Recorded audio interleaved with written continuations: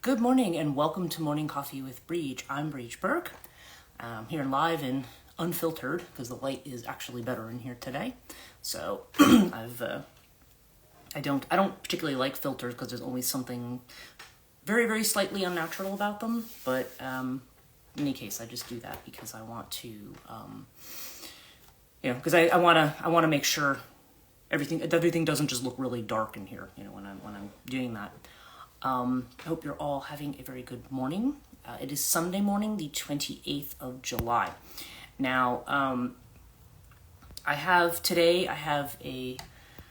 did Reiki 1 yesterday. I did Reiki 1 over at, in Milford. And good morning, Sam. I just sent you a message about your question, which I'll talk about here a little bit.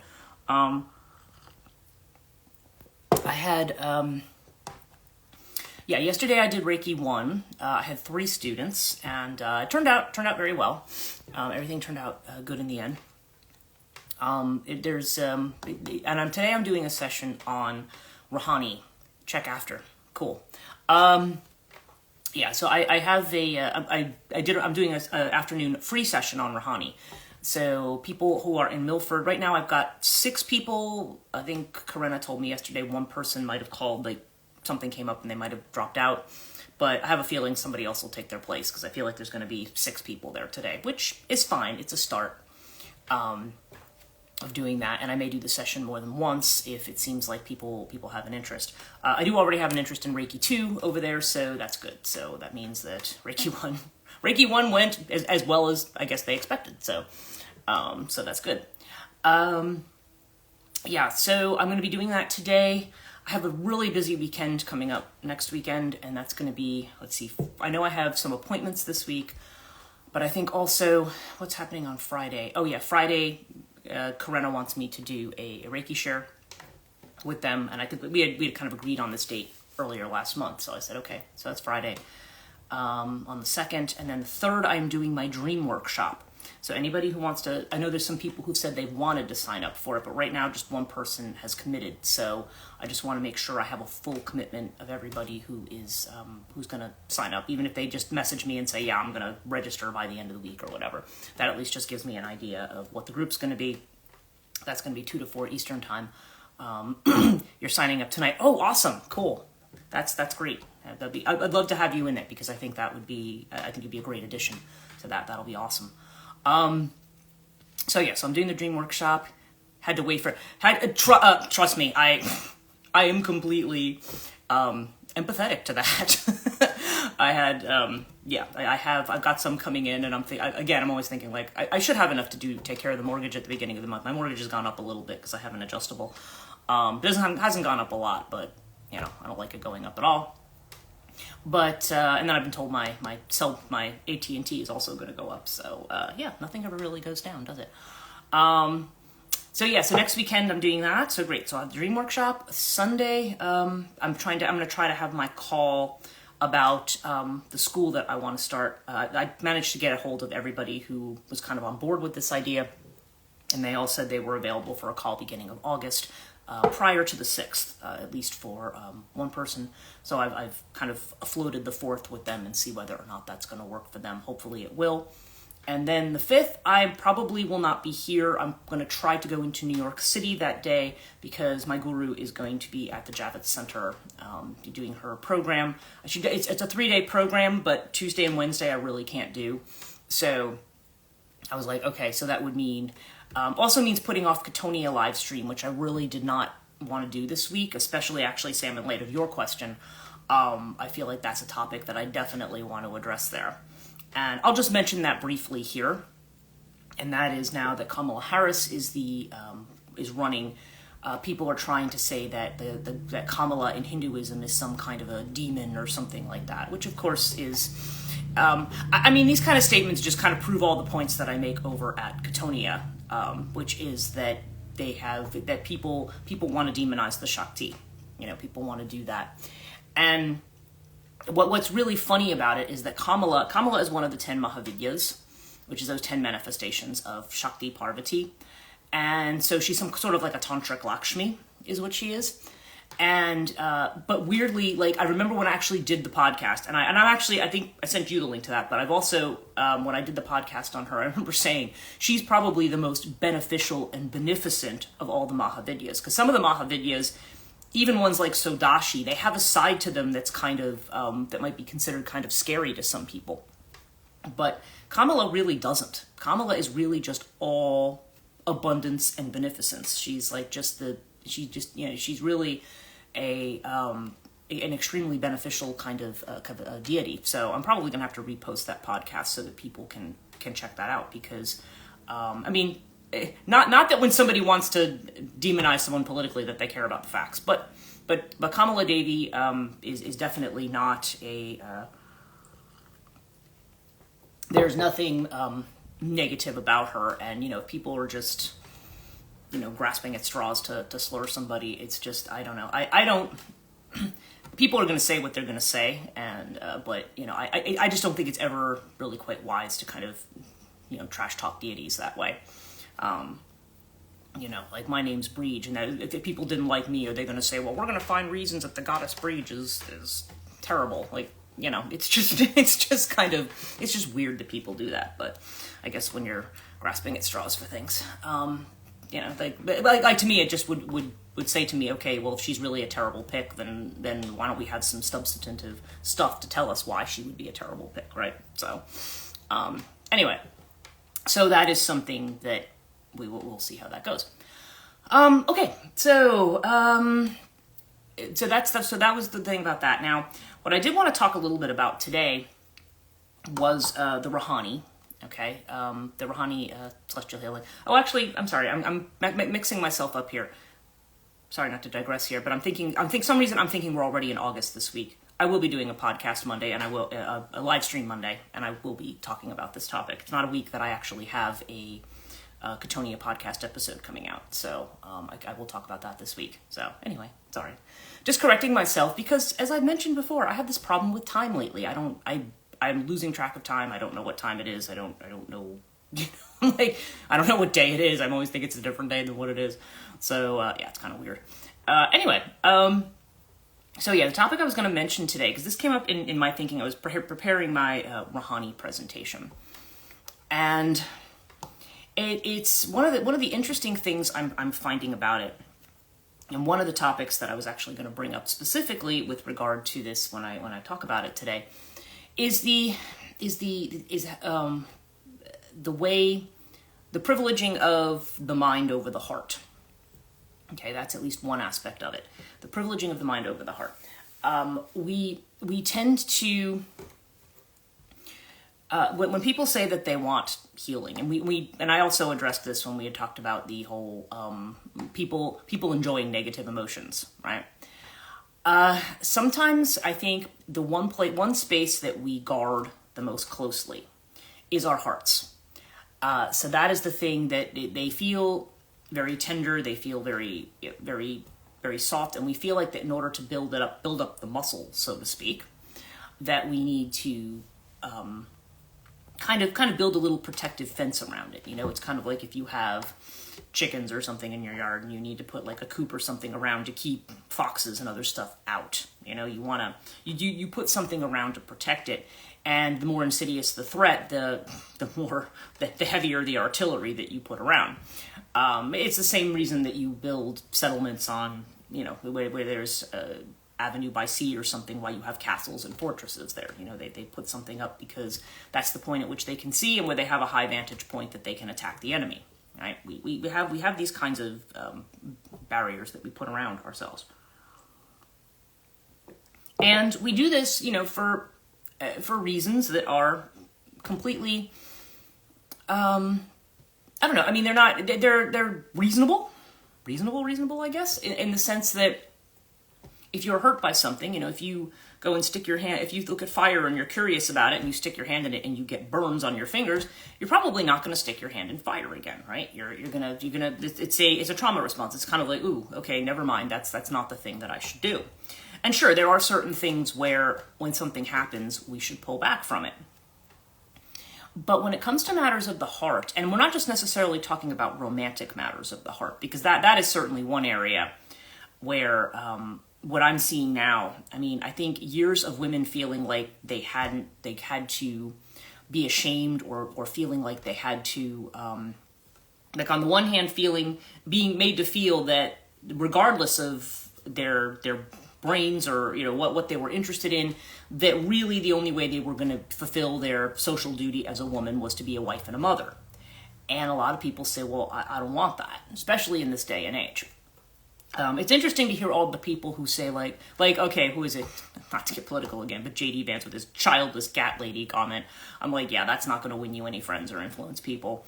It's the whole the idea that, but that's just terribly interesting, because the idea is a woman can't be president unless she has children. And I'm like, well, wait a minute. For years, the script was in corporate that they didn't want to hire women because they had children. That was the script. I mean, she does have stepchildren that she, you know, that are she partially raises, you know, with her husband.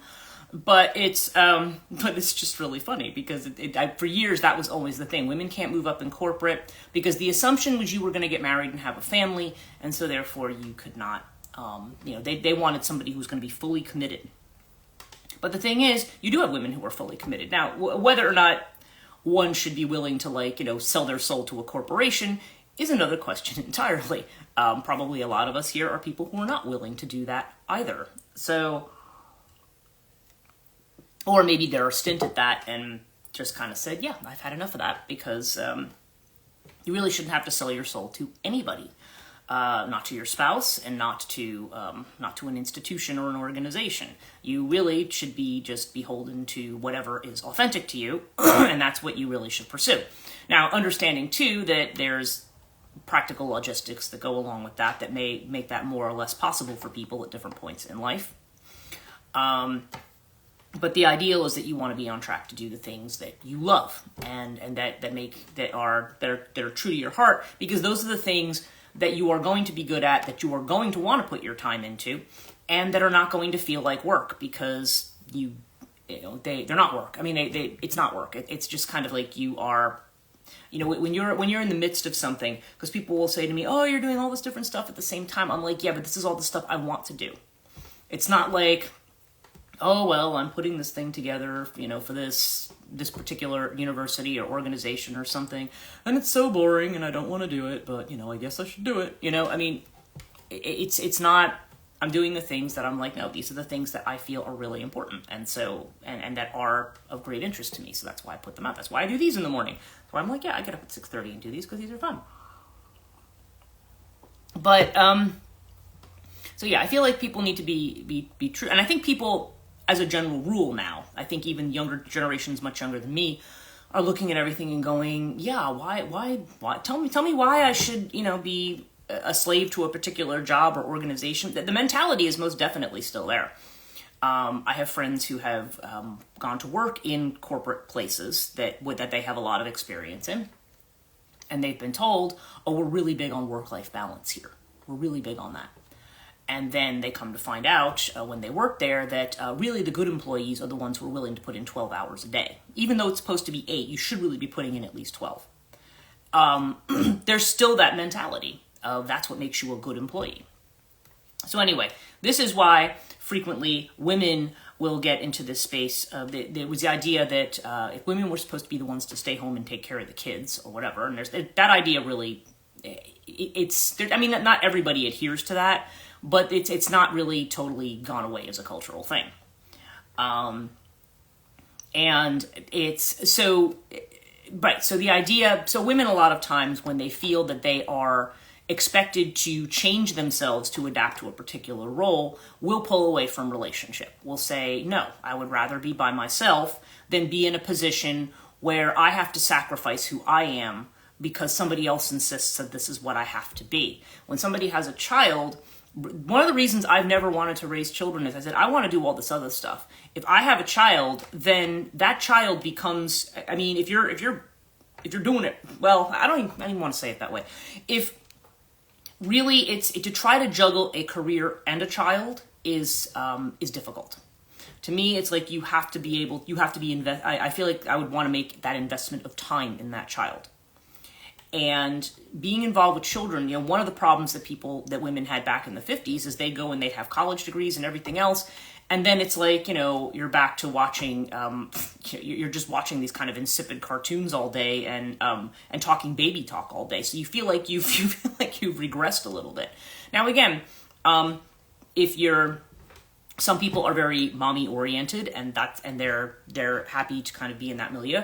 But I don't know if people find this. I know that as a single woman, I find that when I have friends who have married and had kids, first of all, having that child is a commitment. So now it's like when you used to maybe hang out and do certain things, it's like, oh no, now I've got to, now you've got now the child and the child's needs and, as they get older, their activities and things become central, which I understand.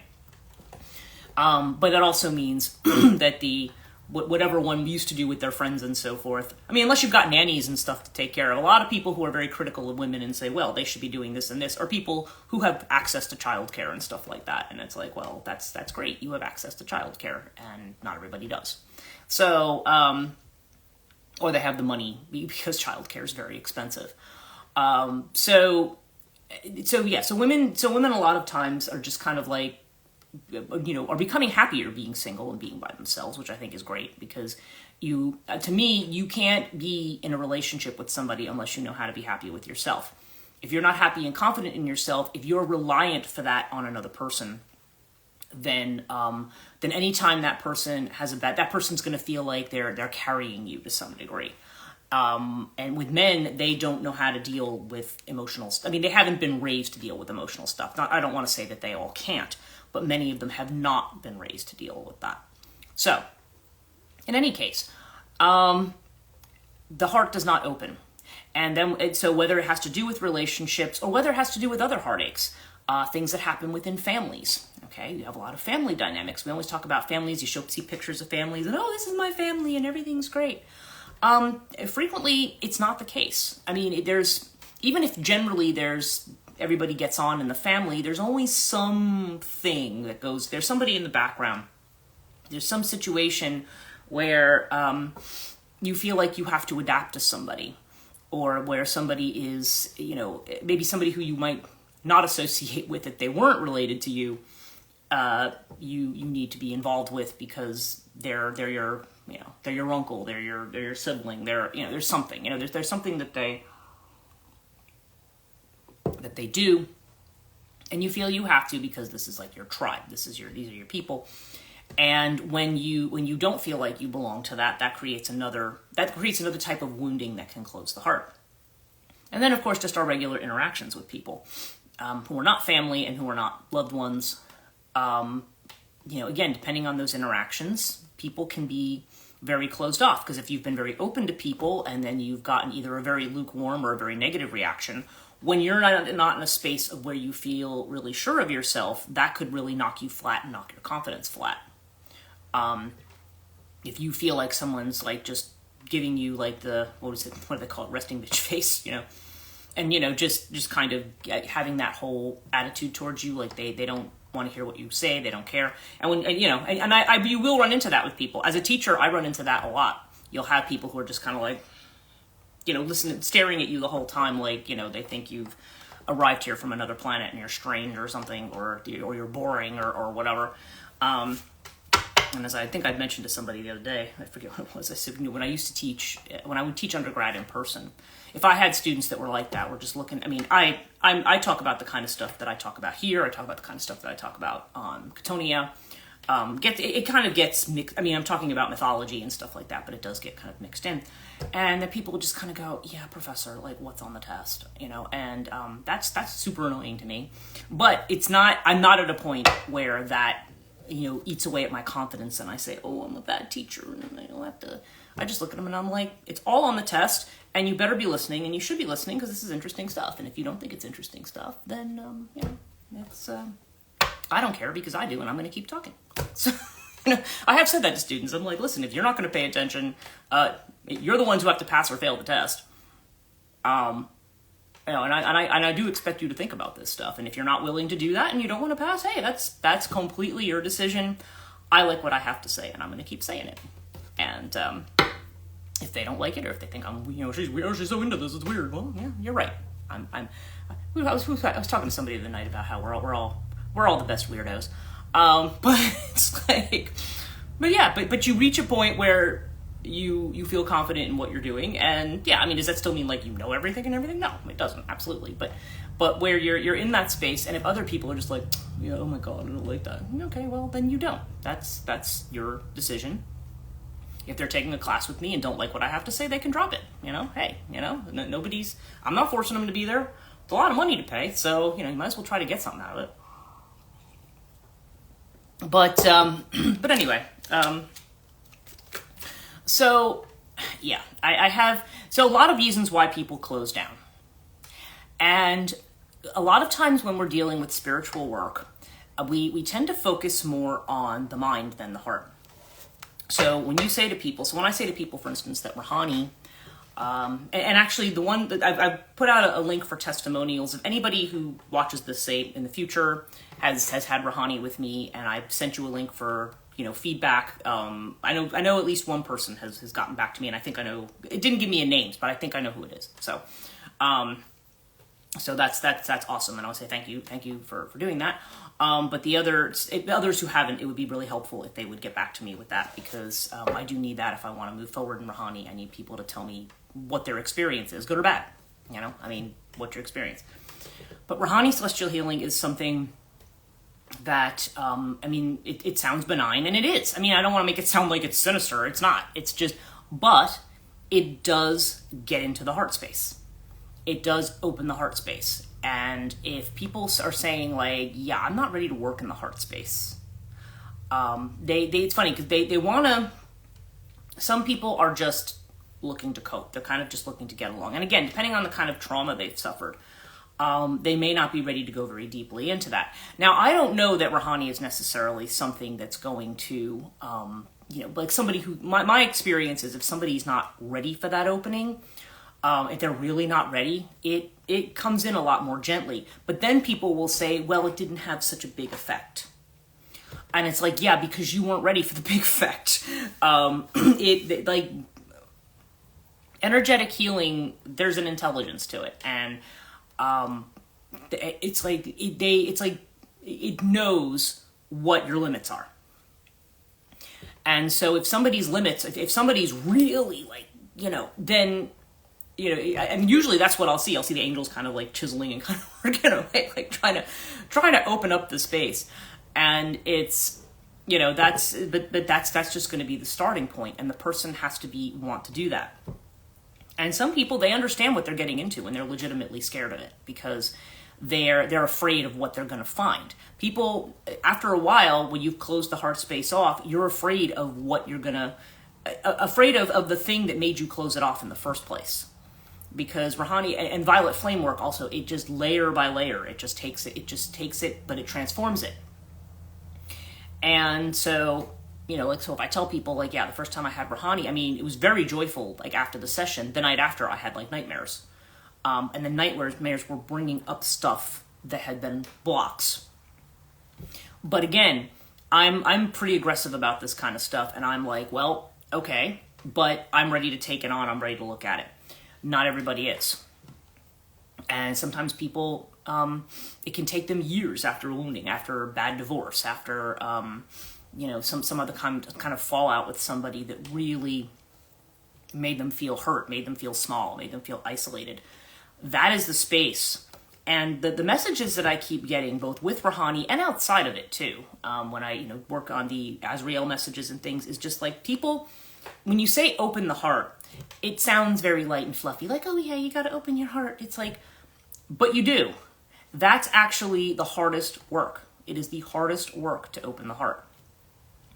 And my big thing about Rouhani is that it's actually really, really good at doing that, which is why some people, back off from it, because they're like, I don't want to, it's almost like doing shadow work. Like, I don't want to face whatever that was. But the thing is, you face it so that you can finally get rid of it. And the question is, are you ready for that? And probably, or even if you're not really quite ready, will you jump in anyway? Because I just don't think there's any negative to it. But people have to do what feels right for them. And if they don't feel like it's something that they're ready for, then nobody should ever feel like they have to do something, all right? You should never, oh, well, this, it's the old, well, it's good for you, and you should do it. Like, there's just never be that. It should be something where you genuinely feel drawn to doing it and wanting to do it. And if you don't, if you're like, yeah, I don't know if I'm ready for that, okay, then you're not ready for it. If you're going to be ready for it, then you will be, So, so it's not like a criticism of people who say, I'm not ready. But to me, that also shows a certain level of self-awareness of like, yeah, that's like a lot of stuff that I think I want to just not release right now. So that's all fair enough. But the thing is, kind of the angelic messages I'm getting are kind of like, well, people, that's what's going to bring people. If we're talking about changing the world and bringing things to a new level, there has to be everybody kind of breaking out of these little isolated, igloos that they put themselves in to keep away. And then that's the thing. You figure you do it, but then everybody else isn't doing it. But, I don't know. It's a delicate thing, but opening the heart is, it's definitely the kind of work that I think we're being pushed to if we want to be in the right mind frame for what the future is going to bring. Because we have to open our hearts. We don't live in a really sustainable situation when everybody is just basically looking for a reason to attack everybody else who doesn't think like them, doesn't look like them, doesn't have, it's gotten to a point of, I mean, there's always going to be some degree of that in humanity, but it is kind of getting to a point that is a bit ridiculous, where it's literally, it's amazing to me how some of the dynamics that have been going on, where people who could differ on things before, then all of a sudden, people who just randomly stop talking to me because they don't like my politics. Even though I have never, ever said to people, you can't have your politics.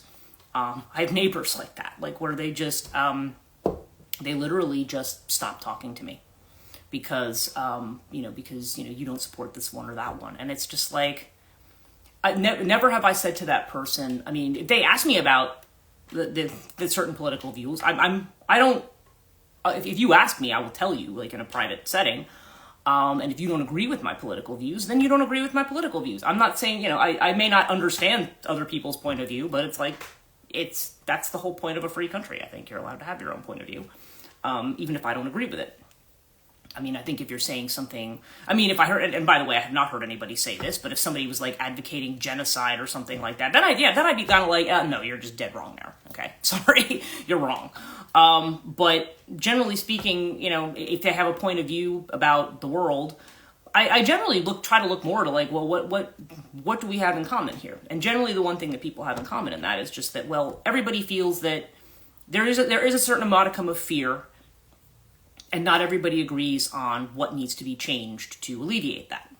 Okay, that's probably the macro level that we can go with that. So again, I don't, but I have had things like that happen, and it's just, and I'm thinking, that never would have happened in the past. Like my father was like hardcore Republican. My mom is decidedly the opposite. And my father, I mean, he was just even like, he was very vocal about how he felt about things. He loved Reagan, hated Clinton, it was just, all that kind of stuff. And I would, if I was talking to him, I'd be like, well, I don't agree with you. And he'd be like, oh, okay, well, whatever. It didn't change his mind, but he just was like, oh, okay, you want to be a Democrat? Fine, you go ahead, or whatever, Well, that was always his assumption, because sometimes people who were Republicans might not have agreed with him on certain things. And he was just like, I remember a night, what was it? My mom had to go into the hospital for something, and my dad was very infirm, and I ended up having the police knock on my door because my phone I had shut off, and my sister wanted me to, she's like, you need to get over to the house because dad might be there by himself for a while, or he needs help. So midnight, I'm in my car driving to my parents' house. Turns out my uncle was there with him, my uncle who passed away this year. And I went in and I was talking to him, and I was talking with my uncle a little bit about politics, and he and I were more on the same page than my dad and I were. And my mom did come home from the hospital that night about 3 a.m. And once she came back, she was getting my father ready for bed. And my father said, he was talking about her brother, and goes, I didn't know John was a Democrat. It's the way that he said it. It was so funny. But in his attitude, I mean, he had his own feelings, but he didn't, it wasn't like he ever lashed out at anybody for having a different feeling, is what I'm trying to say. Now, people are just literally like, you have a different opinion, you're the enemy. And I don't know. I think this may be why the angels are kind of like real big on, everybody kind of has to kind of get out of this space.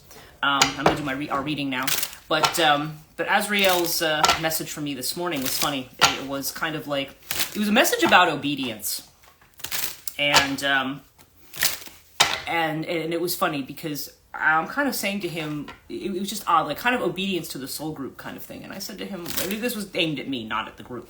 And I said to him, do you think I'm not being obedient? And he said, no, it's not that you're not being obedient. He's like, but you don't trust everything that I say is real. And he's like, and I'm just telling you that it is. And he says, that's what he wants. He's like, basically he's not saying, I'm working with a small vocabulary of words here, but basically what he's saying is, I want you to trust that what I'm telling you is the truth. Don't be kind of like, yeah, he's saying this, but I don't know. Trust what I'm telling you is true. So he said that was said to me this morning. And he did say something else this morning about the collective. He said it, basically the implication was it's the beginning of the end of Project 2025. So, and again, just not disbelieving that, I just don't know the details. So, yeah. So anyway, so that's, this is interesting reading this morning. Yeah, so that was said to me this morning. Something significant about today too. I don't know. There's supposed to be some kind of shift or some kind of change in the political landscape today. So we'll see what that means. Okay, overall, our middle card, we're talking about love, talking about opening the heart, and what's our center card? The lovers, right? Opening the heart. And of course, in this deck, the lovers has to do with that higher love, that higher level of commitment, right? It has to do with love that's beyond the kind of love that we have to grasp or to possess or to acquire, I desire that thing. And again, you kind of treat it like it's a thing, or a person like they're a thing. It's more about a love that transcends that. I always think of the story of, oh goodness, let me get the names right here. What is it? The wrong name is popping into my head in this story. Philemon, Bacchus and Philemon. That's what it is. Okay, that's what it was. That was the story. And basically, it's a story in Ovid's Metamorphoses of a couple. This time, it's Mercury and Jupiter, Mercury and Jove, are going through the countryside looking for people who are following the rules of Xenia, what the Greeks call Xenia, hospitality. So they're going around and they're as two strangers, and they're knocking on doors asking for hospitality, and they're having all the doors slammed in their faces, which is a violation of Xenia, right? But they get to, so all these people with money and everything are turning them away. They get to a house of a little old poor couple and they welcome them in. They don't really have very much, but they offer them what they have. And Mercury does something where suddenly they become aware that they're in the presence of two gods. And so they immediately start kind of freaking out. They have one goose in the back that they're thinking they should sacrifice. And they're like, no, you don't have to do that.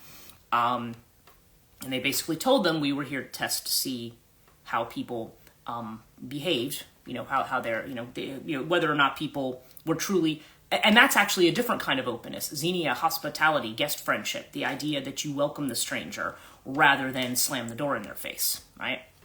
And they're saying that because you did that, the rest of, they basically showed them, we've already destroyed the rest of the town. They sent a flood to destroy the rest of the town. And they said, but you'll be rewarded because you observe the rules of Xenia. Romans tend to get a little bit more didactic here. But they said, so they granted them any wish, and they said, well, the only thing we've ever wanted is to be together. So we would like to be together forever. And they said, granted. So they became kind of priest and priestess of this temple of these gods, and their house turned into this beautiful temple. And then when it was time for them to die, they both turned into trees. I forget which kind of trees they were. But the roots were just entwined together. And so they were together forever. Okay, that was the way in which that occurred. And so, but the story of Bacchus and Philemon has to do with a love that goes beyond appearances, beyond money, beyond all of that kind of stuff. It's like, where we just truly love each other regardless of that person's flaws, regardless of anything. That real openness. Now, the inner feeling of which we're unaware here, we have the slowing down card again, okay? So things are slowing down. Communication is going to be slowing down too, again, back to Mercury retrograde. And that it may be simply saying that in matters of the heart, we may be asked to revisit some of that material as we're moving into retrograde period. That you need to revisit the way, you know, our connections, our relationships, different things. There may be a chance to revisit things from the past and maybe do something differently if we wanted to do that. Maybe a chance to heal old wounds and things like that. But the slowing down card can also make us watch out for miscommunications and things like that as well. So, so just be aware that in this retrograde period, yes, there could be the possibility for miscommunication. So I think with that would be the sense of, if you think something's not quite right, give it the benefit of the doubt. Don't just automatically assume the worst about a person or about their motives or whatever. Just just remember that this is slowing down. And again, there may also be a chance to revisit. Of course, part of the other thing with retrograde is that sometimes relationships come back, or people want to restart relationships, which may or may not be the right thing to do, because sometimes people will appear for the retrograde period, and once it's over, they disappear again. So keep that in mind as well. But anyway, that seems to be front and center. The external feeling, of which we are aware. The other card that I would connect with the heart, which is the friendliness card. This is the Two of Cups. Okay. Speaking of the two trees, right? Didn't I just say, I wasn't even looking at this, and I was talking about Bacchus and Philemon. Of course, these two aren't twined together necessarily, but they sort of are. So again, yeah, this idea of wanting to open up, wanting to not be isolated, but rather to connect. Okay, to connect with the world around us. And the advice card is the Magician card in this deck, which is shown as the existence card. It shows a woman sitting on what is supposed to be a kind of lotus flower, just looking at the stars, looking at, galaxies, comets, whatever.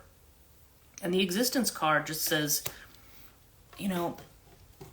just exist. Like, just be here. Don't it's always when we have an agenda, when we're always worried about people's motives, we just go with what, just enjoy being here. Existence says, I think the way it says it in the book is, if you feel like the world is out to get you, go out and look at the stars. It's this idea of you're part of a bigger system. When you go out, when people tell you to go out, and here, like, it was funny, I was looking out this morning, like around 4, and I was like, geez, I can only see like 1 or 2 stars. Of course, the moon was out, so it was a little bit bright, but I just feel like there's, it is going to get hot and humid next week here again, so, but, it's kind of this thing, but if you go out to some place where you don't have a lot of light pollution, and you see the stars, you feel the vastness of things. You feel the vastness of the space that you're in. Sometimes not being able to see that, it gives you an impression that things are smaller than what they are. Okay? So remember the vast system that you're part of, and also remember that's part of what your power is too. And the outcome is the outsider card, and exactly point on with what I'm saying. Drop the script. Drop the script that says that nobody likes me, nobody cares, I'm on the outside. It's the nobody loves me script. And because we have that, and that's actually one of the main things. When we feel, and that's something that can go back to childhood, it can come from other lifetimes, it can come from other places, but when we have the outsider script that goes, that's that poverty of the heart. That's when we feel like, I don't have anything. Not that I'm a light unto myself, but just that I'm alone, and I have to like crawl into my little box, and I have to hide, and I have to isolate from people, and I will put all other kinds of stuff up in front of me as a barrier between me and other people. I'll be busy all the time. I'll be too busy for other people. I'll be, I'll just be, I'll be, someone can be polite and can still be friendly, but there's always a, make sure you stay over there in your corner kind of a thing. There's a strong barrier between people. If people have had a lot of difficulties with men, they may particularly be that with men. They may say, no, I don't want to, I'm not gonna trust somebody because of that. So basically the outsider script is saying that's just what it is, a script. Recognize that you're part of a larger system, that you're not locked out and you're not isolated. Okay, and if you feel like the people around you maybe don't have your back, or not the people, you're not giving you the kind of support, then look for the people who do. I mean, you can't change people who are not interested in what you're doing, but yeah, and that's always been my thing. If people, given what I do, given that, like I said, that I'm also an academic, some people are just kind of like, yeah, why do you do all that weird stuff? I'm like, because it's part of who I am and part of what I do. And if you don't like it, if it's not your thing, nobody's telling you that you have to go along with what I'm saying. It's a free world, free thought. You think what you want. But sometimes when people keep asking me questions like that, it's because they actually do want to do what I'm telling them. But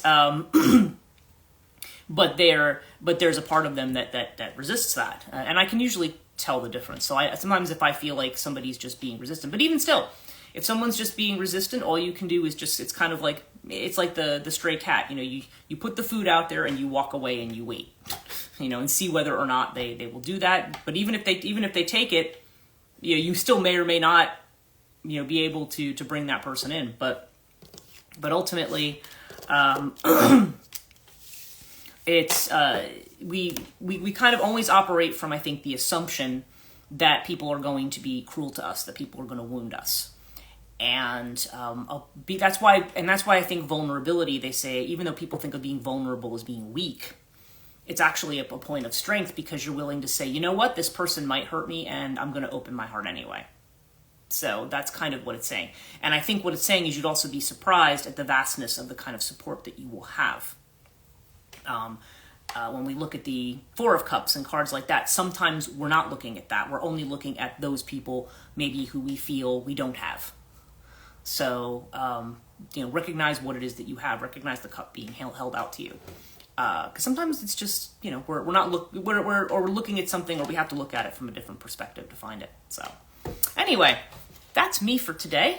I'm going to start getting myself ready for this thing this afternoon.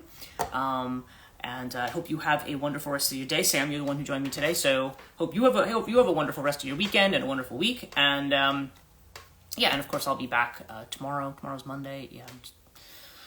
Tomorrow's Monday. So I said I'll be doing my Rouhani session this afternoon. My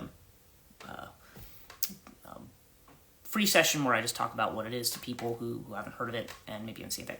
Have a great day for you too. And we'll see you tomorrow morning. Take care. Everybody have a good day. Bye.